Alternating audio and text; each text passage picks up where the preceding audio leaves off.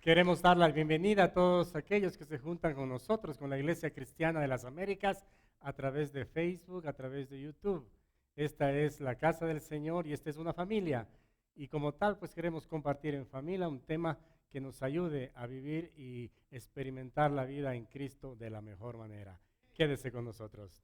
Quiero invitarle a abrir su Biblia y la mantenga abierta ahí en el capítulo 4 del libro de Josué. El tema de hoy es cómo verdaderamente es vivir en Cristo. Cómo verdaderamente es vivir en Cristo.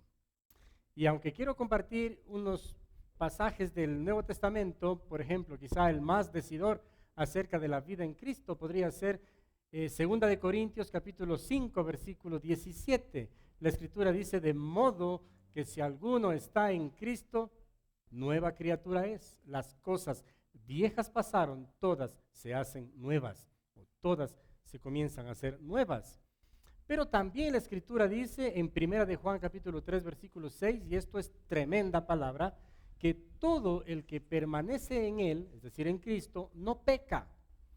Todo el que peca ni le ha visto ni le ha conocido. Esto es tremendo, ¿no? Porque si yo dijera, levante la mano todos aquellos que no pecan. Wow. Voy a hacer la pregunta al revés entonces. Levante la mano los que pecan. Wow. Según esta escritura de aquí, fuera de aquí. Porque dice que los que pecan ni le han conocido a Dios. Así dice la escritura. Pero en realidad el espíritu de la letra, de lo que está queriendo decir el apóstol Juan, es simplemente que el que no tiene la costumbre de pecar, ese le conoce a Cristo. Sí, el que ha cambiado su estilo de vida y ahora intenta vivir en una vida de santidad, entonces aquel sí ha escuchado, sí ha visto, pero el que no tiene esa actitud, entonces ni siquiera la ha visto, ni ha oído siquiera. Vivir en Cristo tiene connotaciones muy interesantes en la vida de todo creyente. Y por supuesto, una de ellas, o la más importante, es el abandono del pecado, ¿no? Pero para este tema yo quiero recurrir al Antiguo Testamento. No sé si usted ha hecho una experiencia en su vida.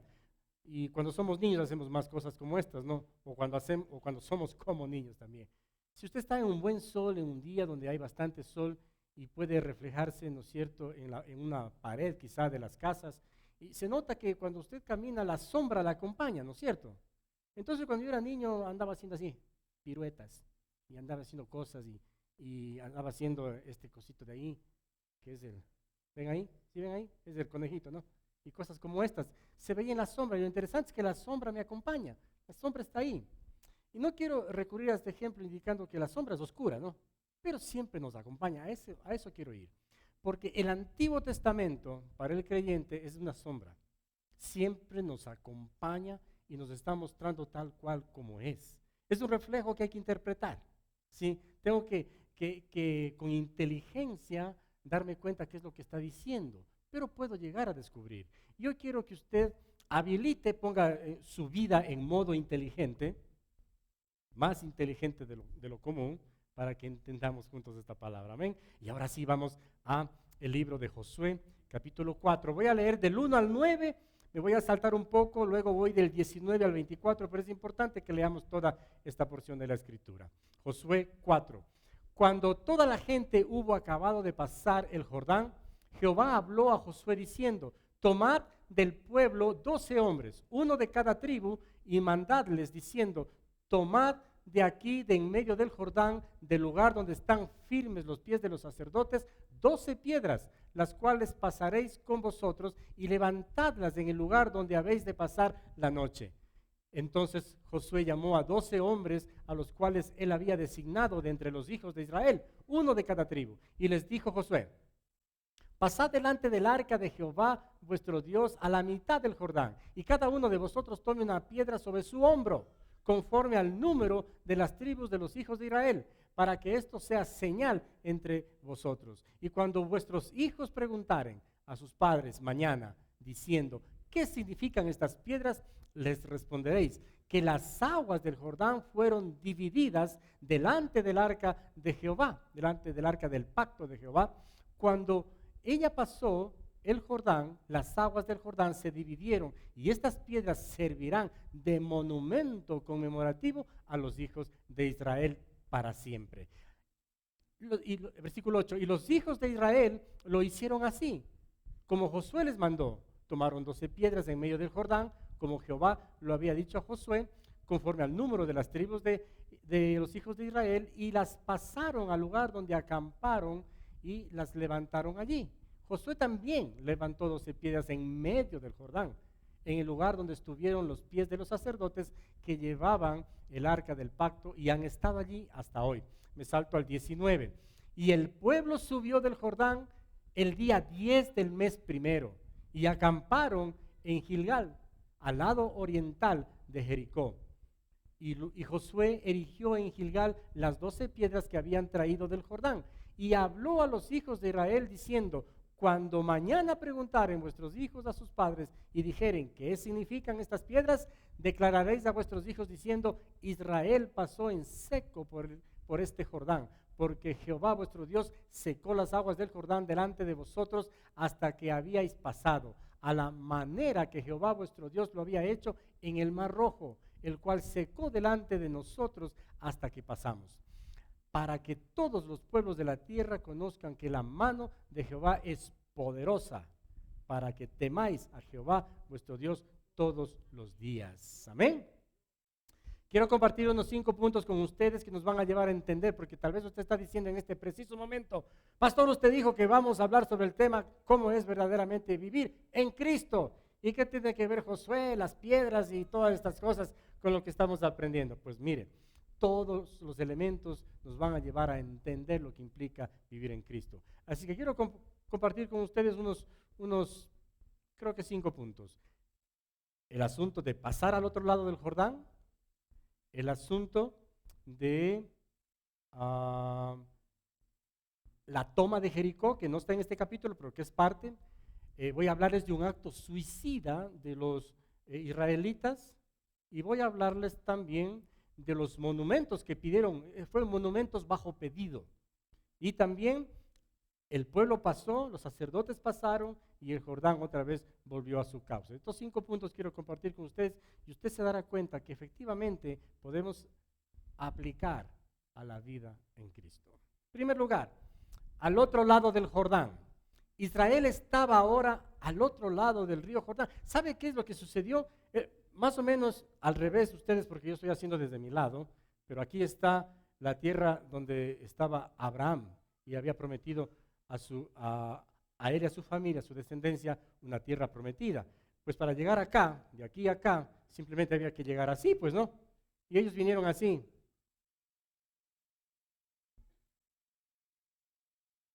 Para llegar acá. Tremendo, 40 años estuvieron dando vueltas. Ahora bien, llegaron por acá al Jordán para pasar luego a Jericó. Estaba allí, ¿no es cierto?, toda esta tierra que el pueblo sabía había sido entregada al pueblo de Israel. Pero ¿sabe qué? No era un tiempo en el cual ellos podían tomarlo como una especie de vacaciones. Quizá vale la pena decirnos o preguntarnos a nosotros cómo era la vida en la tierra prometida, en sus inicios. ¿Cómo fue? No solo en los inicios, en todo el tiempo, ¿cómo fue la vida en la tierra prometida para el pueblo de Israel? No fue un tiempo de vacaciones, definitivamente. No fue un tiempo que diera cabida a la holgazanería, no. O sea, fue un tiempo, tampoco fue un tiempo de gloria, solo en gloria y solo victorias, y no tenía más que ganar y ganar y ganar, porque también hubieron pérdidas, también hubo dolor, también hubo sufrimiento, también hubo, ¿no es cierto?, episodios que fueron en contra del pueblo. Entonces, del otro lado del Jordán, aunque tiene todas estas connotaciones, sin embargo, es el lado de la tierra que el Señor les prometió. Cuando usted y yo, queridos hermanos, tomamos la decisión de venir a Cristo, usted y yo hemos tomado una decisión de vivir en la tierra prometida también. La vida en Cristo es la tierra prometida. Los desafíos de la tierra prometida para el pueblo de Israel crecieron. Había que hacer cosas más grandes, las batallas eran más complicadas, pero sin embargo también las bendiciones eran más grandes y más eminentes. Por eso, vamos a ir, todos los puntos que hemos señalado ahora nos van a dar cuenta de que realmente es así. El lugar donde ellos pasaron inmediatamente después del río Jordán se llama Gilgal, es un campamento. Un campamento no es un lugar fijo para permanecer, pero es un lugar para estar y planificar a dónde vamos a llegar. Lo que queremos hacer, si tengo un plan, un proyecto y establezco un campamento, es para que ese proyecto se cumpla desde la planificación del campamento. Y en ese campamento estaba el Señor. Eso es muy importante que nosotros entendamos, hermanos, porque el significado para el pueblo israelita de la palabra Gilgal tiene una connotación de cambio, de giro. Se dice también que era el corte de la vergüenza que el pueblo de Israel había sufrido muchos años en esclavitud con Egipto. Entonces era el fin de esta vergüenza y el comienzo de acontecimientos vitales para el pueblo de Israel. Estaba tan fresquecita el poder de Dios habiendo cruzado el río Jordán que todos los judíos se sentían con el pecho agrandado. Habían estado cruzando el río Jordán y decía que venga el próximo. Sí, estaban muy así crecidos, estaban con mucha confianza en sí mismos. Por eso es que ya querían inmediatamente ir a conquistar la tierra que estaba más cerca, que era la ciudad de Jericó. Pero ¿sabe qué? El llamado de Cristo Jesús a cada uno de nosotros nos ubica así, pero de una manera análoga en el Gilgal de nuestra vida. A nosotros también. Aunque no somos del parte del pueblo de Israel que cruzó el Jordán, sin embargo, al recordar esto, tenemos que darnos cuenta de que nuestra decisión por Cristo nos ubica en el campamento, ¿sí?, para planificar nuestra vida a futuro. Una vida en Cristo. Y como habíamos dicho, el que permanece en Él, primero no peca, segundo hace las cosas nuevas. Entonces, para planificar esto, el campamento de Gilgal nos ayuda a esto. No sé si usted ha escuchado aquel dicho que dice, si llegamos a la cumbre ya estamos al otro lado, ¿sí o no? Siempre decimos estamos al otro lado o estamos hechos. Gilgal era esto para el pueblo de Israel. Llegaron allá, pasaron al otro lado del Jordán, estaban hechos. Usted y yo tomamos la decisión de vivir en Cristo, entonces estamos hechos también. ¿Sí? Estamos al otro lado también. Juan 15:16, palabras del propio Señor Jesucristo, dice, no me escogieron ustedes a mí, sino que yo los escogí a ustedes y los comisioné para que vayan y den fruto, un fruto que perdure. Así el Padre les dará todo lo que le pidan en mi nombre. Entonces, palabras del Señor Jesucristo de una permanencia en Él que nos acerca al Padre. ¿Sí? Recuerde que el apóstol Pablo le escribe a Timoteo diciendo que el único mediador que hay entre Dios y los hombres es Jesucristo. Entonces, para alcanzar al Padre es por medio de Cristo Jesús. Y cuando estamos en Cristo Jesús, entonces estamos al otro lado. Amén. Número 2, quiero que aprendamos de esta idea que tenía el pueblo de Israel acerca de la toma de Jericó. Querían tomar esta ciudad. No vamos a profundizar, perdón, se me lengua la traba. No vamos a profundizar mucho el tema de la toma de Jericó, pero lo vamos a mencionar porque es importante. ¿Por qué no aprovechar, dirían ellos, en el momento que estaban así con el pecho agrandado y crecido? ¿Por qué no aprovechar ahora, en el momento que estamos calientitos, que estamos con la adrenalina? ¿Por qué no vamos y tomamos esa ciudad de una vez por todas? ¿Sabe qué les dijo el Señor? No, permanezcan en el campamento. Es más, Josué, ven acá, mijo, manda a preparar cuchillos de piedra, porque vamos o vas a circuncidar a todos los varones. Pero ya vamos a ver una escritura que dice un poco más todavía. Entonces les dijo el Señor, por medio de esto, de que aunque hay en el pueblo de Israel, por las obras que Dios ha hecho, ese pensamiento de que con Dios puede hacer cualquier cosa, sin embargo, ¿sabe qué dice el Señor? Es importante que te mantengas en el campamento y que entregues la parte que te está molestando, estorbando, dañando o alejando. ¿Sabe por qué? La circuncisión no era solamente un acto carnal, ¿sí? de cortar el prepucio en el miembro del hombre. No era solamente eso, era un asunto, queridos hermanos, de simbolismo espiritual en el cual se está diciendo que lo carnal es necesario cortar y sacar de tu vida. Ese es el significado espiritual de la circuncisión. Pero la toma de Jericó, que está registrado en esta porción que hemos leído, perdón, en el libro de Josué, nos hace entender, queridos hermanos, que en la vida cristiana nosotros los creyentes también queremos adoptar cosas o decir cosas o hacer cosas que nos llegan a nuestro corazón en una especie de agrandamiento de nuestro pensamiento, saber que Dios puede dar cualquier cosa en mi favor. Y a veces esto se convierte en una especie de piedra de tropiezo a mi permanencia en Cristo, porque cuando Cristo les ordenó a ellos que se mantengan en el campamento, les estaba diciendo, los éxitos vendrán, pero ahora yo quiero tu corazón. Ahora yo quiero que tú entregues tu vida a mí. Porque ahí comienza la permanencia en Cristo Jesús. Mire, la permanencia en Cristo Jesús no es un cambio de religión. No es un cambio de forma de vida. La permanencia en Cristo no comienza con comprar una Biblia y abrirla solamente cuando el pastor dice en tal lugar y no sabe ni siquiera dónde está. ¿No es cierto? Abre el libro de Jueces, habrá pues ese libro. ¿Qué es eso?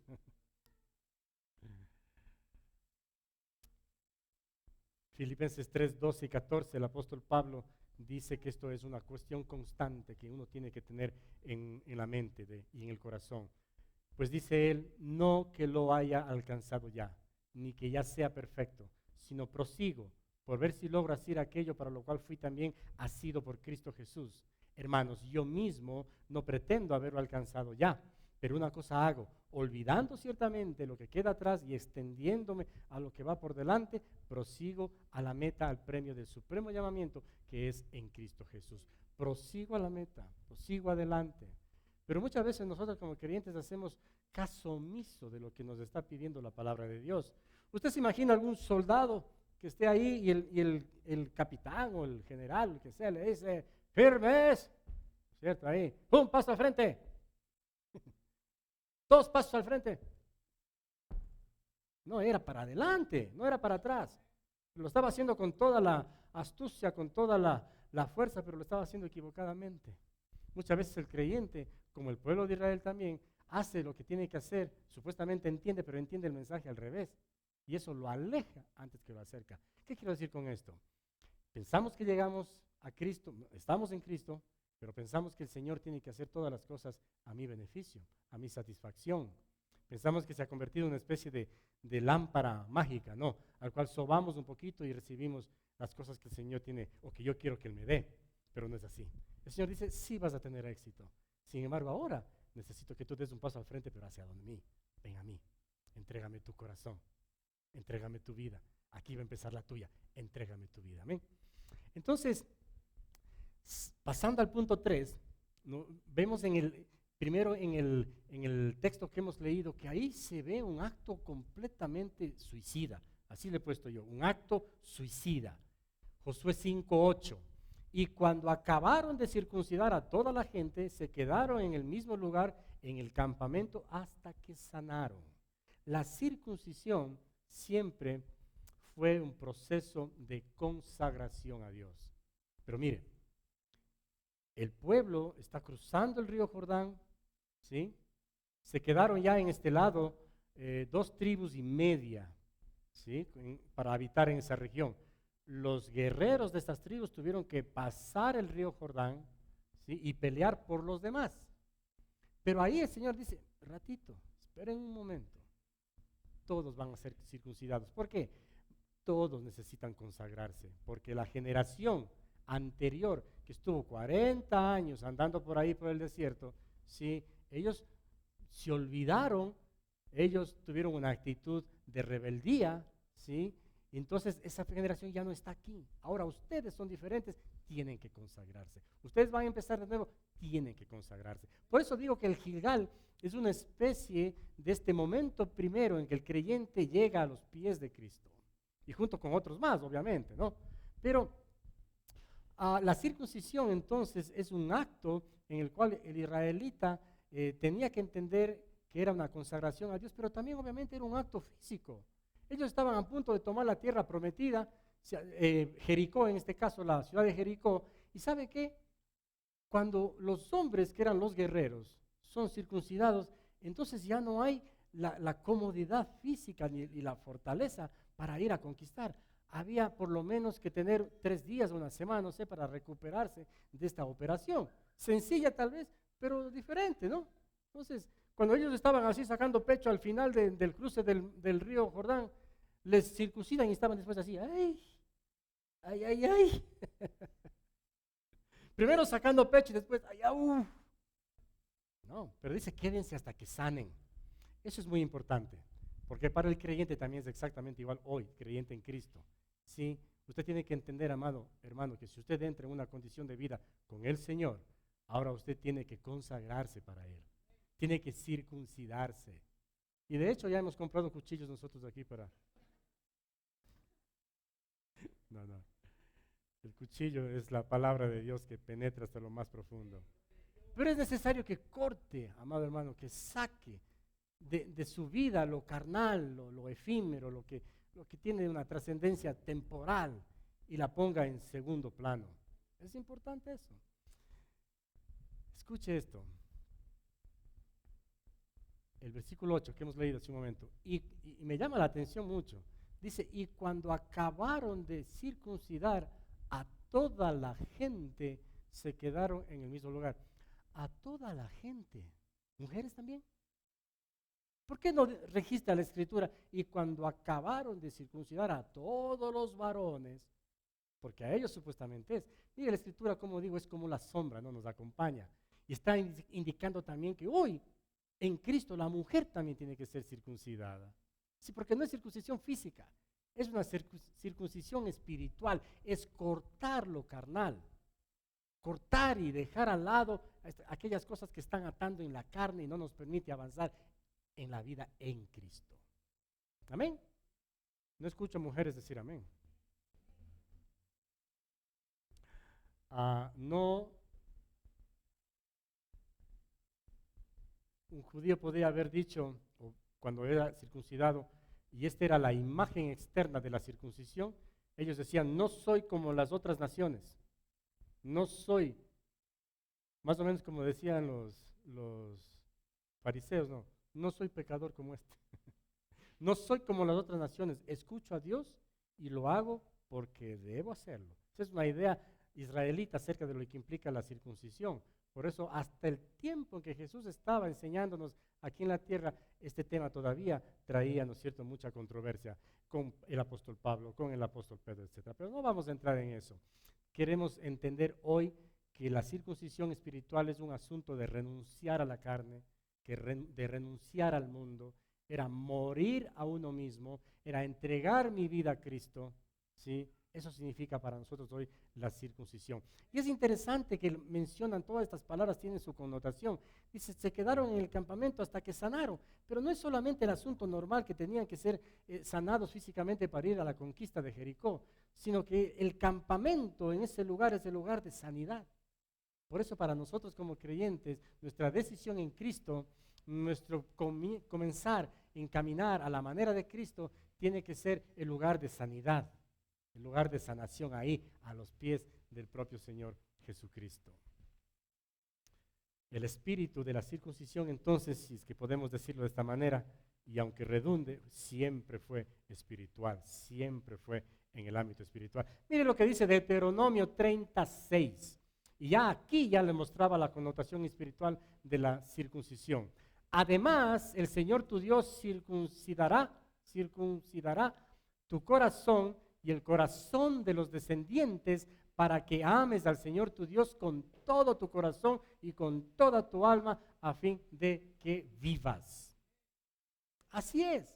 Y por eso estamos tocando el tema, la verdadera vida en Cristo. Y Pablo no le resta valor a la circuncisión y le añade más valor a la incircuncisión. No, de ninguna manera. Primera de Corintios capítulo 7, versículo 19, dice lo siguiente.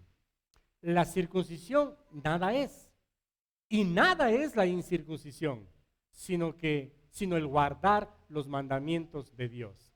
Entonces el apóstol Pablo no le está restando valor hoy en día, después de muchos años, ¿no es cierto? Pablo en ese momento ya estaba dejando atrás como obsoleta la práctica de la circuncisión, pero él aclara y dice, ni la circuncisión ni la incircuncisión tienen sentido. Lo que tiene sentido es una vida de respeto a la palabra de Dios, de guardar sus mandamientos, de cumplir sus mandamientos. Eso es lo importante. Pero hay otra connotación interesante en la lectura que hemos tenido. Y yo le he puesto como título los mandamientos bajo pedido, los monumentos bajo pedido. Le dijo el Señor a Josué, tienes que hacer estas cosas. Mira, vas a tomar uno de cada tribu. Les vas a enviar al lecho del río Jordán, que todavía está seco, pues ahí están los sacerdotes. Vas a tomar cerca de ellos 12 piedras, pero les dice que pongan el hombro para las piedras. Hoy estoy confundiéndome mucho, sabrán disculparme, ¿no? Pero están levantando 12 piedras, tenían que ser grandes. ¿Por qué grandes? Puede ser que le dijeron al más vago de una de las tribus, tú tienes que ir a tomar una piedra porque dice Josué que hay que llevar al otro lado esa piedra. Ay, yo me voy. Entonces se va y mete uno en el bolsillo ahí. Una piedra blanca. No, el Señor dice, diles que la carguen al hombro. Eso significa que era visible, era grande, que era monumental.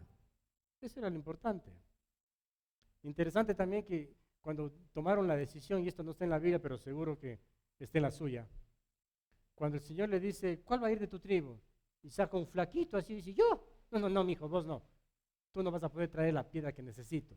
Tiene que ser una piedra más grande, más pesada, entonces una persona fuerte. Y esto es interesante porque lo que va a mostrarse después es la grandeza de Dios reflejadas también en la grandeza de esas piedras. Y el Señor les dice, entonces pongan acá y hagan un monumento en el campamento, en Gilgal. Pero el Señor le dice a Josué también, ahora tú vas a ir y tomar 12 piedras en el mismo lugar y vas a ponerlas justo en el lugar donde estaban los sacerdotes. Sin ayuda. Se fue solo. Fue al mismo lugar y ¿sabe qué? Esto es lindo porque nos hace entender que si bien el pueblo tenía que tomar decisiones fuertes, permaneciendo quizá en el campamento, pensando que Dios es su hacedor, que Él tiene el control absoluto de todas las cosas y que Él los guiará a la victoria cuando Él lo diga. Sin embargo, también los líderes tenían que tener la misma actitud. Y aquí Josué muestra en su liderazgo, ¿no es cierto?, como líder de esta gran nación, que Él mismo está haciendo lo mismo. O sea, el pueblo no tiene que olvidarse, y por eso es el monumento, para no olvidarse. Pero Josué tampoco tiene que olvidarse. Pero Josué, al no olvidarse en el hecho del río, también dejaría una gran lección. Pues usted, no sé si usted conoce o ha escuchado acerca del comportamiento del río Jordán. Es más o menos como nuestros ríos, ¿no? Digo más o menos, yo conozco aquí de fuentes fidedignas el río Gala. Me han contado, yo no he visto el Gala, pero una vez que hemos ido, hemos visto que por ahí estaba el río, y al siguiente año, a los 2 años, regreso a ese lugar. Digo, pero esto no era así. No, es que la próxima vez estaba por allá el cauce del río, ahora está por acá. Pero toda esa gran playa, cualquier momento se llena de agua en una creciente. Así sucede con el Jordán, en su paso más o menos 300 kilómetros que tiene este río. Entonces, cuando había una sequía, esas piedras que Josué puso ahí iban a mostrar que ahí también estaba la grandeza de Dios. Y es interesante, querido hermano, que en la vida en Cristo la sequía va a estar, tiempos difíciles van a estar. Es importante que usted mire el monumento y se dé cuenta de la grandeza de Dios. Por eso hoy al conversar con un hermano decíamos, qué importante para nosotros padres mostrarle a nuestros hijos las piedras de la grandeza de Dios, es decir, los testimonios que usted tiene. Mira lo que el Señor hizo con nosotros. Reunirles un momento y decirles, alguna vez el Señor hizo esto con nosotros. Así nos protegió el Señor, así nos proveyó el Señor. Muéstrelas, saque las piedras, exhíbalas a sus hijos y permita que ellos recuerden qué o cómo es la grandeza de Dios. Número 5. El pueblo pasó, los sacerdotes pasaron y el Jordán volvió a su cauce normal. Si Si usted lee los versículos 10 en adelante, y vamos a leerlo, los sacerdotes, estoy hablando de Josué 4, ¿no? Versículo 10. Y los sacerdotes que llevaban el arca pasaron en medio del Jordán hasta que se hizo todo lo que Jehová había mandado a Josué que dijese al pueblo conforme a todas las cosas que Moisés había mandado a Josué. Y el pueblo se dio prisa y pasó. Y cuando el pueblo acabó de pasar, también pasó el arca de Jehová y los sacerdotes en presencia del pueblo. También los hijos de Rubén y los hijos de Gad y la media tribu de Manasés pasaron armados delante de los hijos de Israel, según Moisés les había dicho. Como 40,000 hombres armados, listos para la guerra, pasaron hacia la llanura de Jericó delante de Jehová. En aquel día Jehová engrandeció a Josué a los ojos de todo Israel y le temieron como lo habían temido a Moisés todos los días de su vida. Luego Jehová habló a Josué diciendo, manda a los sacerdotes que llevan el arca del testimonio que suban del Jordán.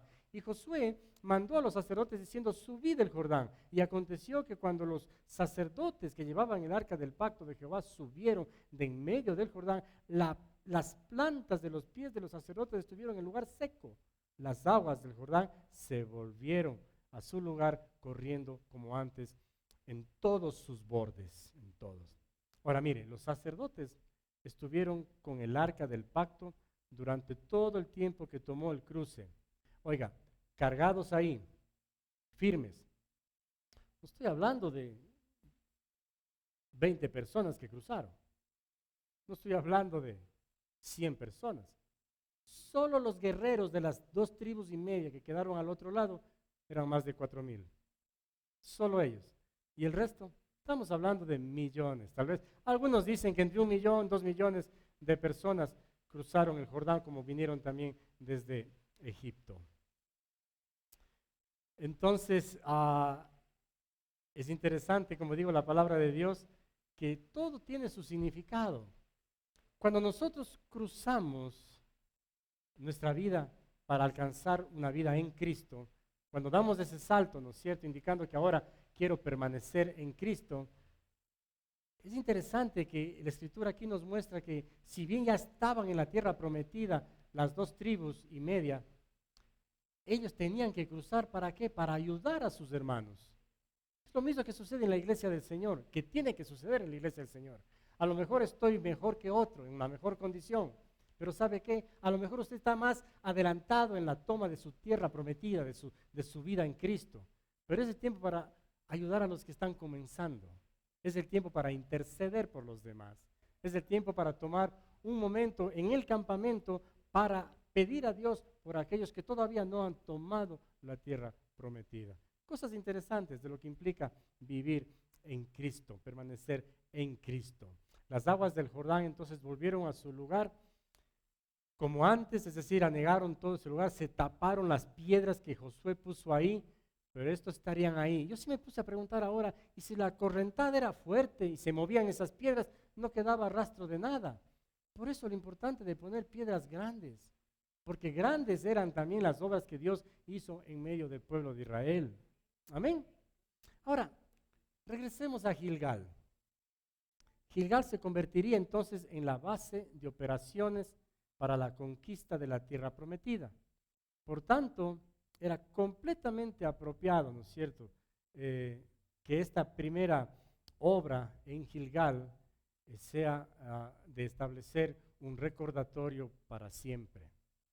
Y los seres humanos hacemos esas cosas. Por ejemplo, en la ciudad de Guayaquil, en el lugar llamado La Rotonda, en el Malecón, y la calle 9 de octubre está La Rotonda. Es un monumento que nos ayuda a recordar a nosotros que ahí estrecharon la mano Simón Bolívar y, siempre me he ido el nombre de él, José de San Martín, ¿no es cierto? Estrecharon su mano, par de libertadores, ¿no es cierto? Ahí. Y el pueblo hizo un monumento de eso y se recuerda hasta hoy. Espero que usted sepa quién está en el Parque Calderón así. Más o menos, algo así, ¿no? ¿Sí sabe quién es el que está ahí? Y ahora dice, ¿quién es? Estoy seguro que se tomó fotos y no sabe quién es. Para su interés, este es Abdón Calderón, un joven, un muchacho de 16 años que participó en las guerras de libertad por esta ciudad, ¿sí? Hijo de doña Manuela Garaycoa. Aquí hay un colegio que se llama así, Manuela Garaycoa de Calderón. Entonces, ¿para qué? Para que la memoria esté siempre latente. Aunque nos han enseñado unas cosas raras acerca de él, pero bueno, eso no tiene nada que ver.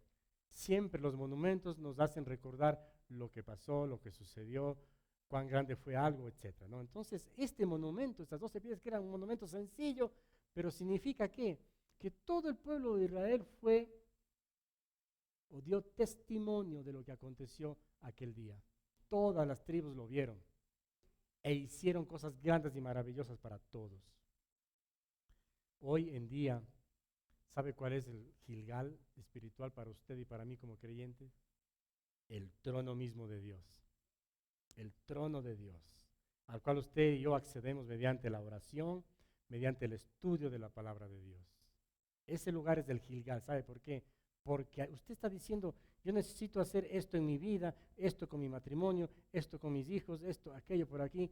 Usted no puede salir despavoridamente pensando que porque es un cristiano las cosas le van a salir bien. No, tiene que arrodillarse en su Gilgal espiritual y comentarle al Señor y decirle, Señor, este es el panorama. Así están las cosas, Señor. Entonces, por eso digo que se parece mucho el evento en el Jordán a la vida de una persona cuando está en Cristo. El propósito entonces de las piedras conmemorativas era, ¿no es cierto?, dar evidencia. Y ahí dice hasta el día de hoy, obviamente hasta el día que escribieron estos libros, ¿no? Hoy en día no existe un lugar tan claro donde fue Gilgal. Ellos dicen que ahora los estudiosos, que hay 3 lugares en diversas partes de Israel que lo denominan Gilgal. Pero a mí me hace pensar eso, que a lo mejor no es coincidencia que se repite el nombre, porque en el ámbito espiritual hoy en día también esto puede estar en cualquier lugar, en su casa está, en este lugar como iglesia está.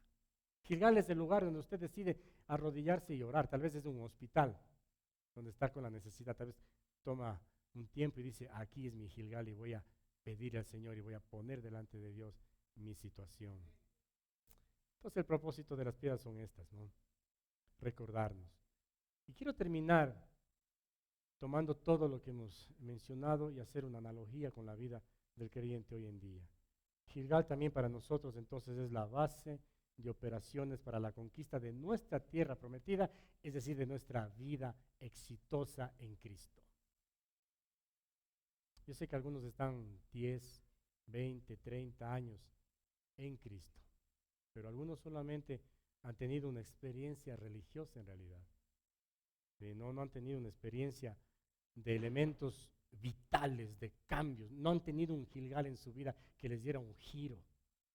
Solamente llegó por aquí una información y con la misma información ahora me denomino diferente. Y eso no es permanecer en Cristo. Primera de Juan capítulo 2 versículo 6 dice que el que permanece en Él, es decir, como Cristo, debe andar como Él anduvo. En la vida diaria, hermanos.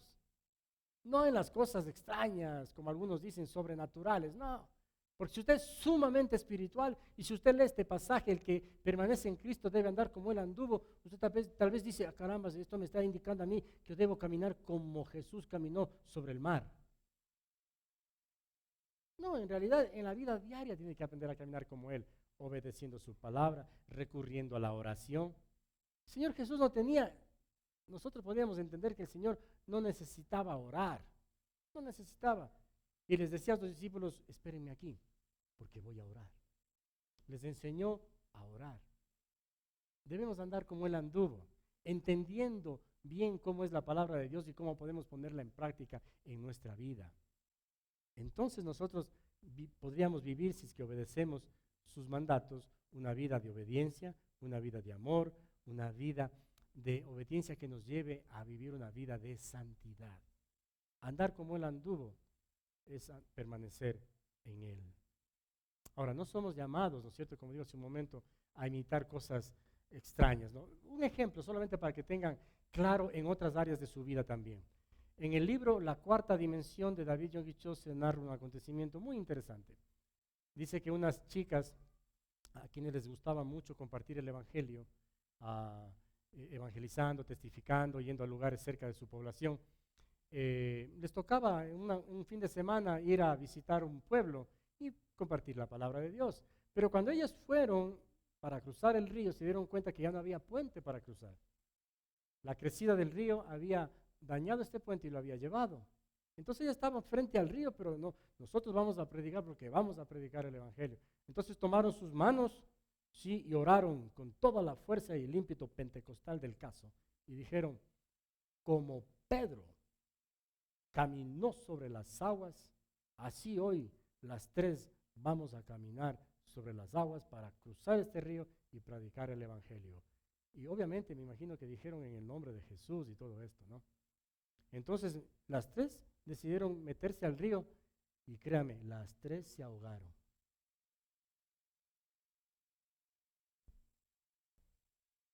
No sé si debo decir esta palabra, pero tal vez hay que decirla. Es un poco fuerte. A veces cometemos estupideces mirando una porción de la Escritura que pensamos que podemos aplicarla en nuestra vida. Si usted tiene un llamado, si el Señor le está hablando estrictamente a usted, yo entiendo. El Señor puede hacer un milagro tremendo. Pero ojo, no podemos ni tentar a Dios, ni tampoco, queridos hermanos, podemos pretender a llegar a alcanzar cosas que es lo único que pienso yo que me da cuenta de mi nueva vida en Cristo. Lo que primero da cuenta de su vida en Cristo es que usted y yo hayamos entregado nuestro corazón al Señor. ¿Sabe qué? Le voy a decir una cosa. Tal vez el Señor permite aflicción en usted. Tal vez el Señor permite escasez en usted. Tal vez el Señor permite enfermedad en usted o en alguien cerca de usted. Tal vez es solamente para tenerle cerca de usted. Para que clame a Él, para que lo busque, para que esté cerca de Él. Porque el Señor lo que quiere es su corazón. ¿Cree que el Señor le va a decir cuando usted llegue a la eternidad, a ver, Jesús, tu título de tercer nivel? No, no tengo, Señor. Bueno, si no tienes título de tercer nivel no puedes entrar. ¿Hiciste maestría? Peor. Si ni en Ecuador puedes estar, peor aquí. Porque aquí todos se necesita tercer nivel y maestría y tanta cosa, ¿no? No. El Señor quiere que esté seguro que su corazón le haya entregado a Él. Y las otras cosas, obviamente, son importantes, son partes de la vida, pero ¿cuál es su enfoque? ¿Cuál es nuestro enfoque?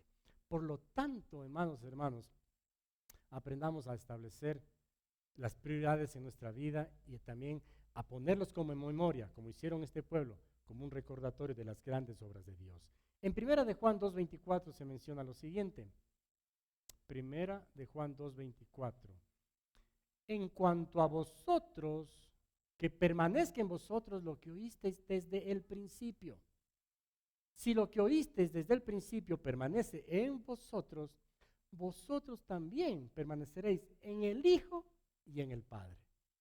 Qué lindas palabras, ¿no? El apóstol Juan diciendo, miren, lo que recibieron en un principio, no sé cómo fue su relación con el Señor cuando usted entendió que estaba relacionándose con Él, es decir, cuando usted recién se dio cuenta de que Cristo pudiera ser el Salvador de su vida. Yo escuché de Jesucristo desde que tengo uso de razón. Sí, yo viví escuchando la palabra Jesucristo, Jesús, toda mi vida, Jesús, José y María, al menos cada rato cuando le veía a mi abuelo, Jesús, José y María.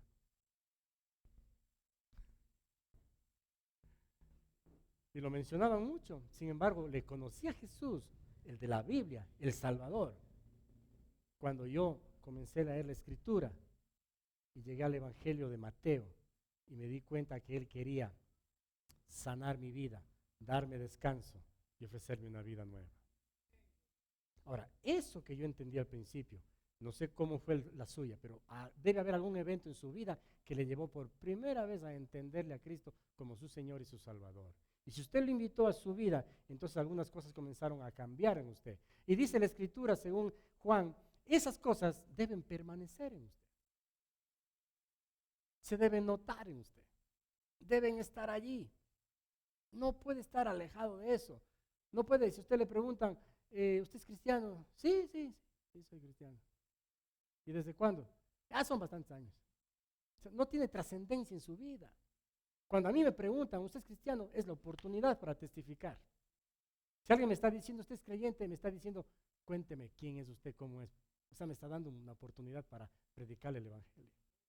Entonces no puedo yo desestimar mi testimonio cuando alguien pone algo sobre la mesa como esto, no. Permanecer en Cristo es permanecer con el Padre. Permanecer en Cristo es estar con su Santo Espíritu.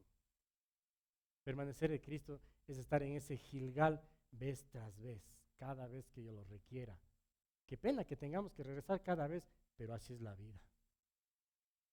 Y espero que sea así, espero que no diga, no, ya me da vergüenza regresar a Gilgal, me da vergüenza volver al trono de Dios.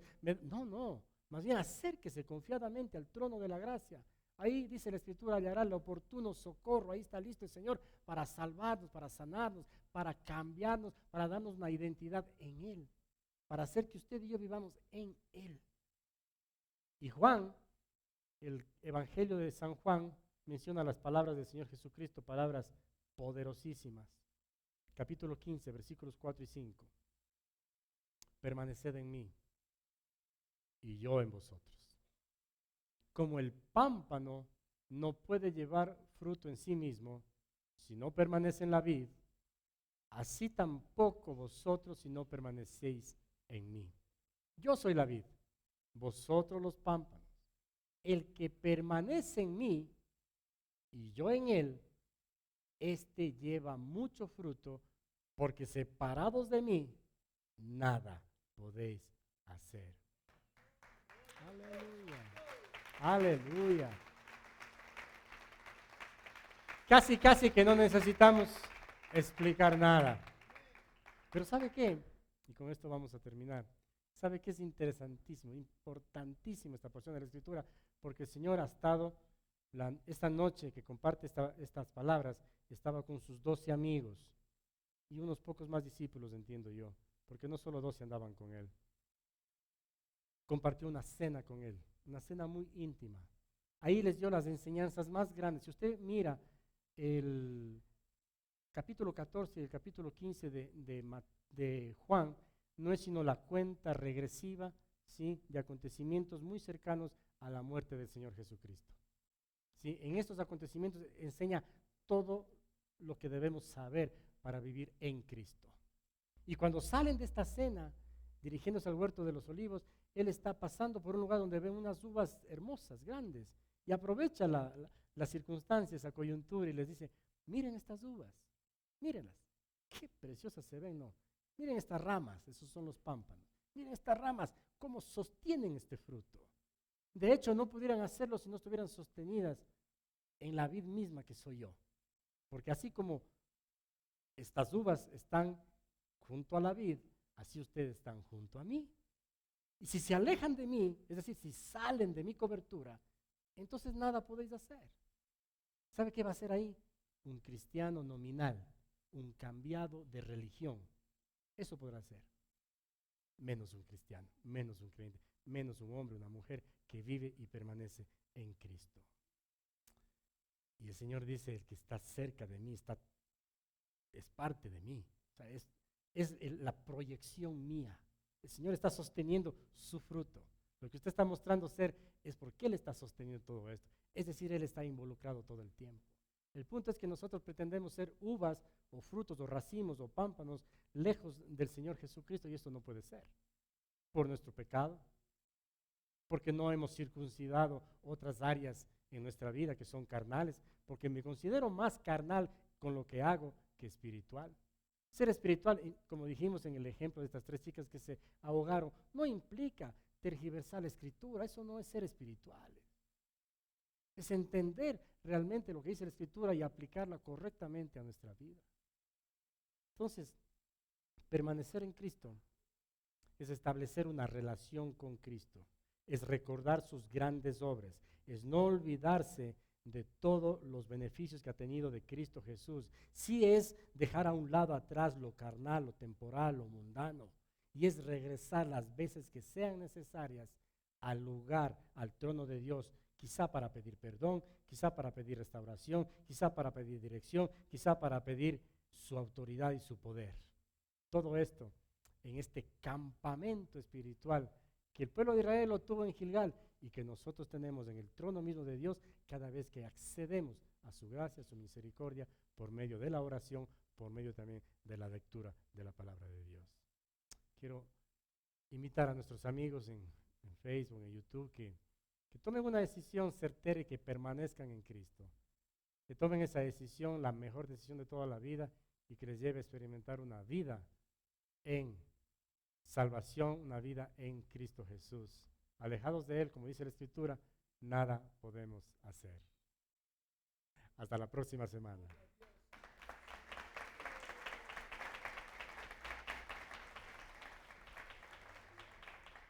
Quiero que se pongan de pie.